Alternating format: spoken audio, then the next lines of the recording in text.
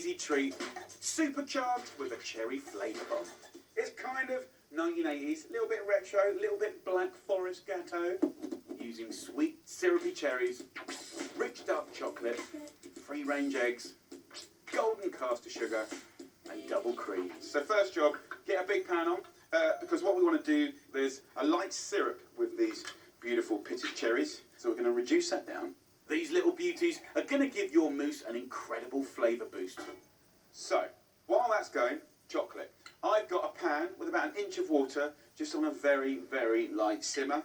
I've got a heat-proof bowl on top, 200 grams of really good quality chocolate, 70% cocoa solids. Give it a spank, and we'll just tumble that into the bowl. Who doesn't like a chocolate mousse? Like, everyone really, really likes it. I'm going to hold back just a little chunk of chocolate like that for grating over at the very end. Chocolate is a really delicate thing. We don't want it to boil because it will disrupt the beautiful sort of silkiness of it. And also we don't want the bowl to touch the water either. While the chocolate melts, you've got just enough time to prep the rest of the pud.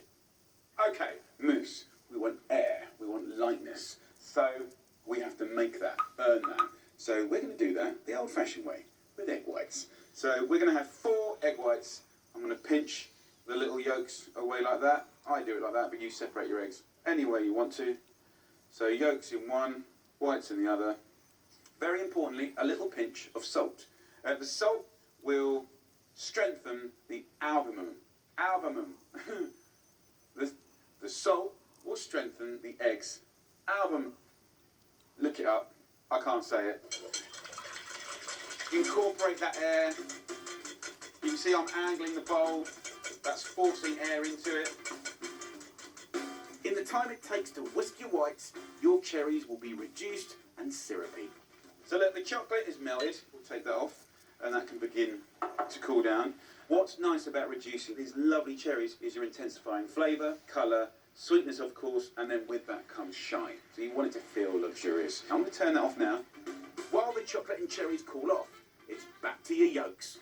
4 egg yolks have 2 tablespoons of golden caster sugar, and then 200 mils of double cream here. So whisk up the cream, egg yolks and sugar. And if you sort of start looking, it's getting really beautiful. Maroon colours, chocolate. We're going to go now from our chocolate to our cream and egg yolks. And we want to do it while it's warm, so we keep it really silky. And there's a sort of semi-clean bowl, but if there were kids around now, that would be absolutely attacked, as it should be. And then we're just going to use the whisk to mix that up. Really, really nice. Look at that, come on, gorgeous. With the chocolate thoroughly mixed, it's time to bring everything together.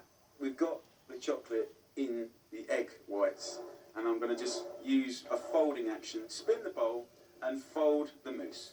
We want to capture as much air as possible, and then as the temperature drops and the chocolate begins to solidify, it kind of captures that little moment of bubble.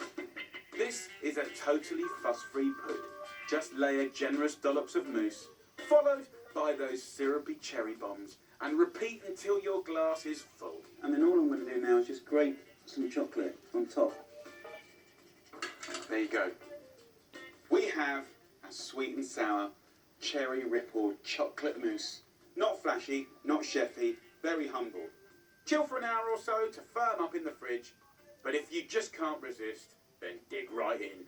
6 chocolate mousses and a little glass of red wine, which actually, by the way, goes really, really well with this.